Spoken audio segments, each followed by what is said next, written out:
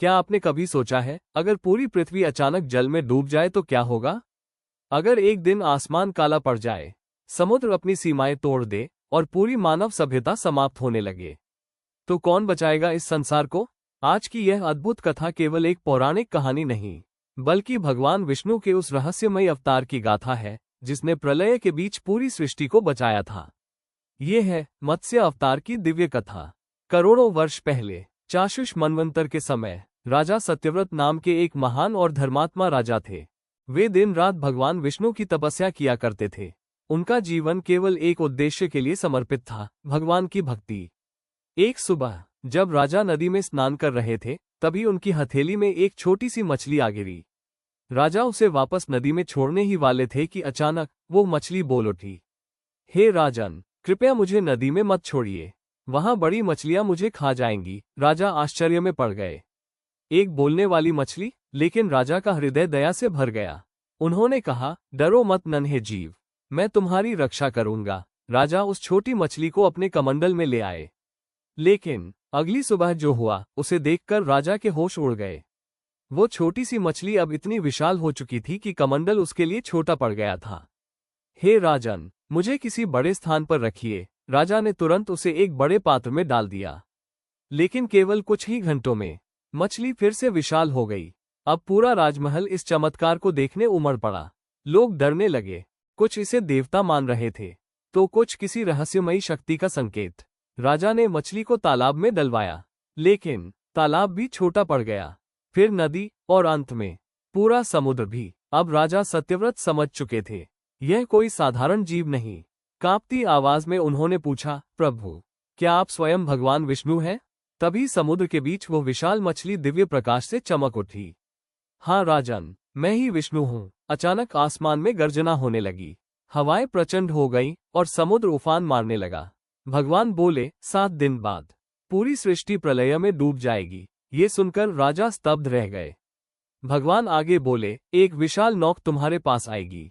उसमें सप्तऋषियों को, सभी जीवों को, औषधियों और बीजों को लेकर बैठ जाना। जब प्रलय का भयंकर तूफान आए, तब वासुकी नाग की सहायता से उस नौक को मेरे सींग से बांध देना। मैं स्वयं तुम्हें सुरक्षित मार्ग दिखाऊंगा। इतना कहकर भगवान अंतर्ध्यान हो गए।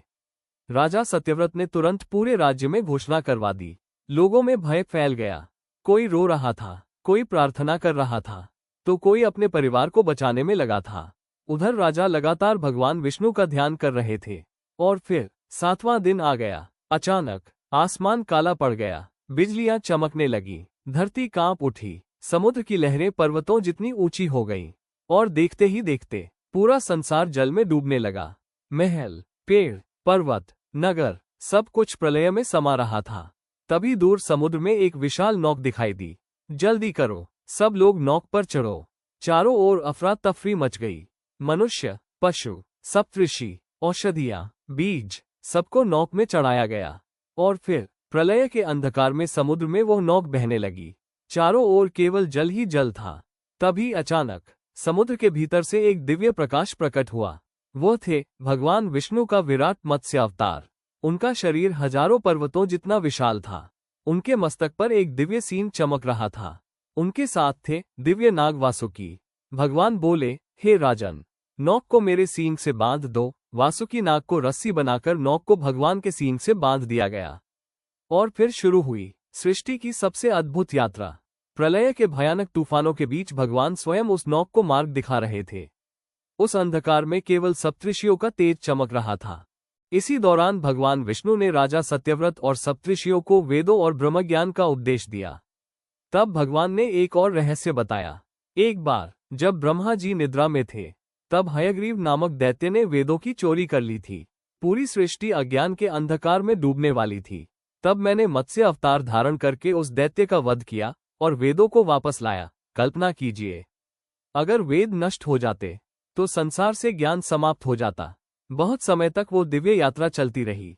फिर एक दिन प्रलय का जल घटने लगा, आसमान साफ होने लगा और समुद्र के बीच धीरे धीरे एक नई भूमि दिखाई देने लगी। नौक उस भूमि पर जाकर रुक गई। सभी लोग सुरक्षित बाहर उतर आए। तब भगवान विष्णु प्रकट हुए और बोले, हे सत्यव्रत, तुमने धर्म और भक्ति का मार्ग कभी नहीं छोड़ा। इसलिए आज से तुम वैवस्वत मनु कहलाओगे। इतना कहकर भगवान विष्णु अंतर्ध्यान हो गए। और इसी प्रकार मत्स्य अवतार ने संपूर्ण सृष्टि को विनाश से बचाया। लेकिन इस कथा में एक गहरा संदेश छिपा है।